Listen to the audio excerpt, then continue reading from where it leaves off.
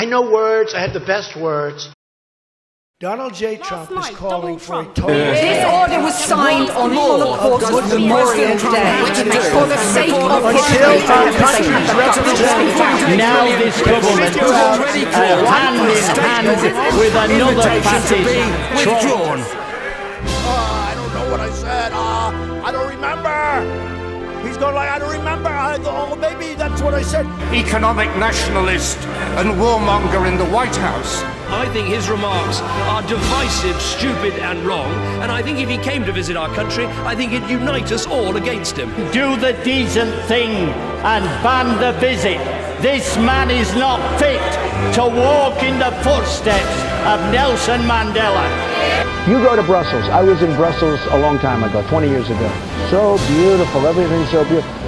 It's like living in a hellhole right now. Mr. President-elect, go ahead. Can you say she's asking a question. Don't be rude. President-elect, can you give us a question? Don't be rude. You're attacking us. Can you give us a question? Don't be rude. No, I'm not going to give you a question. I'm not going to give you a question. Can you state categorically? You are fake news. Sir, go ahead. Can you state categorically that nobody...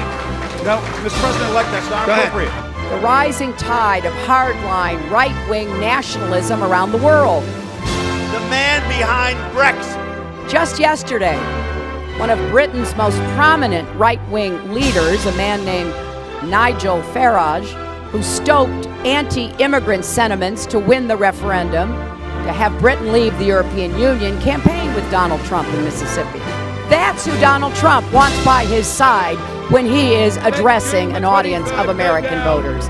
And the grand godfather of this global brand of extreme nationalism is Russian President Vladimir Putin. Vladimir Putin, President Putin.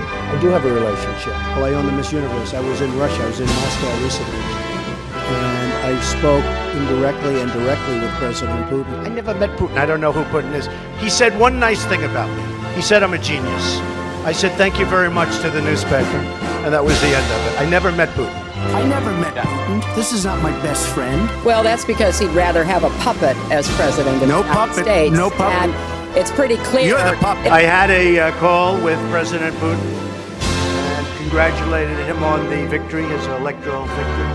You look at what's happening last night in Sweden. Sweden. Who would believe this? Sweden. But you also had people,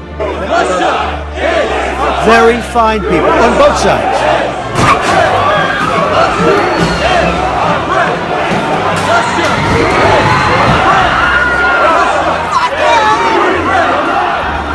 BBC.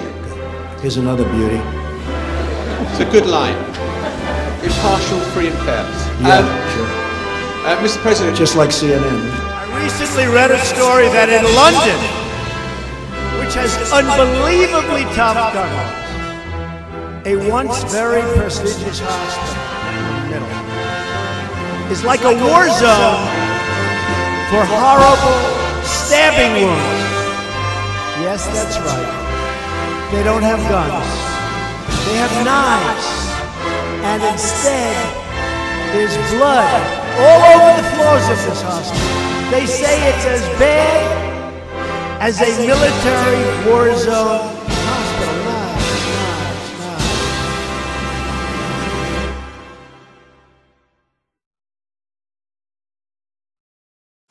So I have NATO, I have the UK, which is in somewhat turmoil, and I have Putin.